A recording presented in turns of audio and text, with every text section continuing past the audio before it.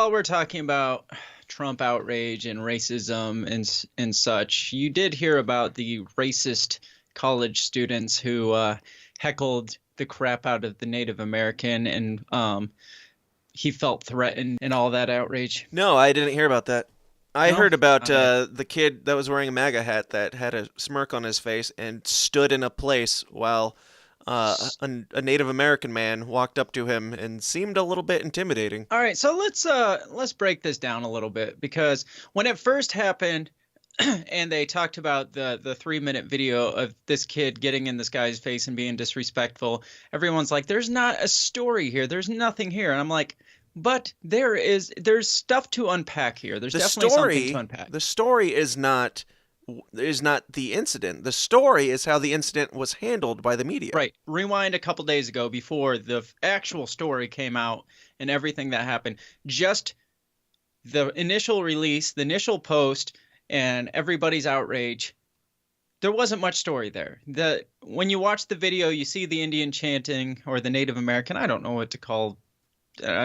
I mean, even Native American, I guess, could be. Call him a redskin. There was a video of these college students from this Catholic school from Kentucky, it says here, that took a trip to D.C. And so the video you see is this Native American playing this drum and doing a native chant. And these kids are all around. Some of them are laughing a little. Some of them are like attempting to chant along with. And there's this one kid that's standing just a couple feet from him with kind of a douchey smirk on his face. And the Native American, keeps on chanting, and he just stays there. My initial reaction was, this kid's kind of a douche. He's kind of up in his face, but he's not doing anything wrong. Right. He's at most just being a douchebag. Right. Along with the initial post, there was people saying that these guys were laughing and making fun of the Native American and chanting, "Build the wall, build the wall." And then there's a video of the Native American immediately following doing an interview, and he's like, they were chanting "Build a wall," and he starts crying. He's like, one single Native American tear rolled down his cheek. Exactly. I don't know how good of actors they are. He was saying how our ancestors never intended walls to be built or borders to be made. He's like, that wasn't our intention. And in the back of my head, I'm thinking, they also probably didn't intend for casinos to be built either. But you tend to, not necessarily him, but they tend to. If you went back to his ancestors, rake in the money from that. If you went back to his ancestors and they had the option to have a government and build a wall to keep the white man out, would they have done it? Yeah, right. Fast forward to today is when I read the actual official story, because little did I know, and you may not have known this either, that in 2019, more than one person possesses a cell phone with a camera on it. Did you know that? Oh, what? Really? Yeah. Has technology advanced that far? And we still can't go to the moon. Many of them actually record more than a 2.5-minute clip that is so conveniently fits into a narrative. Many of them actually record hour and 45-minute clips that get the whole picture of what's going on. Ruh-roh. And so the 1 hour and 46-minute video presents a fuller picture of the events Friday that culminated with students from the all-male Covington Catholic High School coming face-to-face with Nathan Phillips, a longtime Native American activist and Vietnam veteran, as he chanted and banged a drum in front of the Lincoln Memorial. A viral 3-minute 44-second clip that shows the teenagers, several of them wearing Make America Great Again hats, laughing, hooting, and hollering while surrounding Phillips, drew widespread condemnation and prompted the school and the Diocese of Covington to issue an apology and promise to take appropriate action up to and including expulsion. The longer video of the incident is more complex, and now that it has surfaced, the rush to judge the teenagers who are in the nation's capital for an anti-abortion March for Life is coming under attack. The students at Covington School came to D.C. to advocate for the unborn and to learn about our nation's capital. What they got was a brutal lesson in the unjust court of public opinion and social media mobs. In a statement on Sunday, Nick Sandman, is that really his name? It's yes.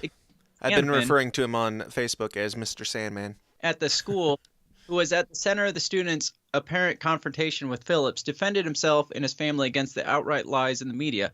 Both videos show Sandman, who was wearing a MAGA hat, staring at Phillips for more than 2 minutes while standing about a foot from him. So I was wrong. It wasn't a couple feet. It was a foot. I believed, this is Sandman talking, I believed that by remaining motionless and calm, I was helping to defuse the situation. I realized everyone had cameras and that perhaps a group of adults was trying to provoke a group of teenagers into a larger conflict. Sandman said he and his family have received death threats. The fuller video would seem to assign more blame for the encounter on a group of 4 or 5 black Hebrew Israelites. Black Jews. Yes, black Jews. Hollering without a microphone for more than an hour first tells some demonstrating Native Americans they had their land taken away because they worshiped the wrong God. When the student party arrived later, the speaker launches into an attack on Catholics and against Donald Trump. He also calls the mostly white youngsters crackers.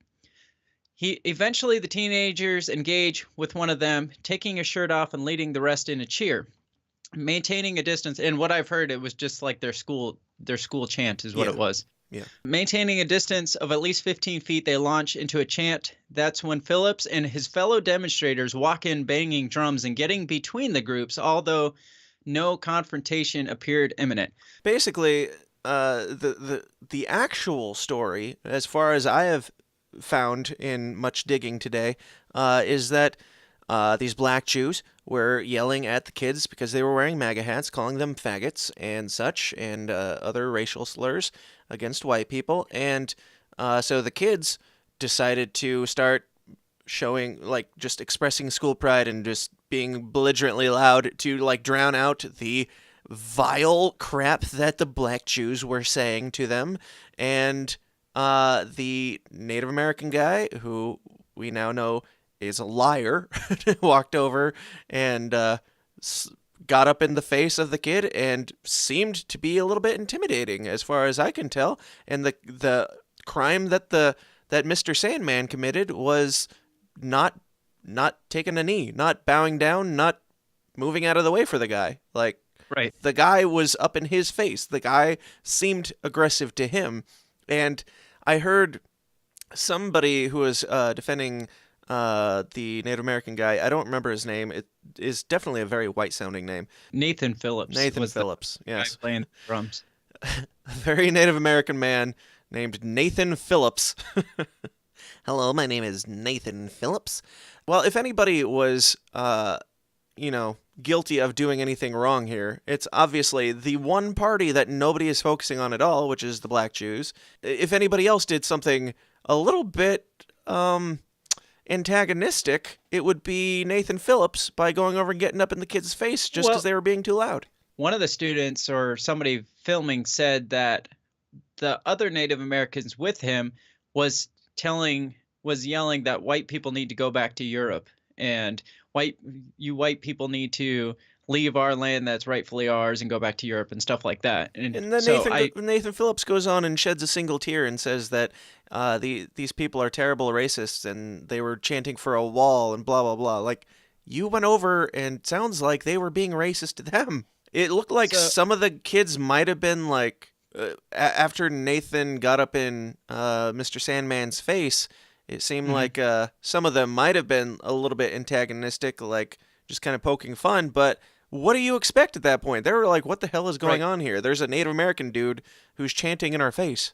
The Mr. Sandman guy who is up standing his ground or whatever, he actually motioned to the chanters in the background to like kind of stand down or like back off a little bit, like trying to keep things reasonable. Right. But I don't know to the extent that the Native Americans were taunting them or they were taunting the Native Americans, but nobody is talking about these black Hebrew Israelites.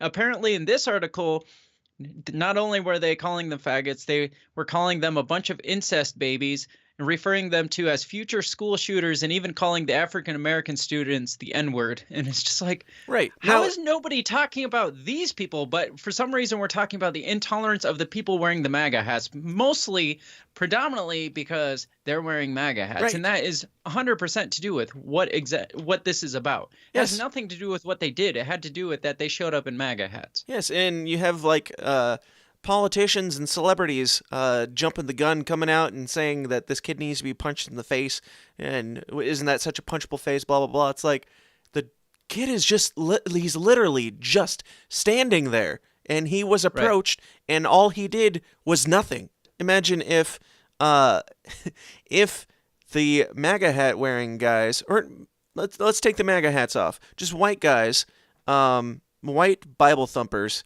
are up on the Lincoln Memorial, and they're shouting racist slurs and homophobic slurs at black guys walking by wearing MAGA hats. How about that? What do you think the story is there? It just blows my mind that the main story here isn't black bigots shouting racial and homophobic slurs at No, MAGA hat wearing no, guys. because black bigots don't exist. That there's no such thing as black racists. Remember, Reverse you racism. keep forgetting this. Oh, yeah, Yeah, that doesn't that's not a exist. thing. That's not real either. We came up with a term for it. They came up with a term for it. I call it just racism, but they came up with a term for it. Then they said that that term doesn't mean anything.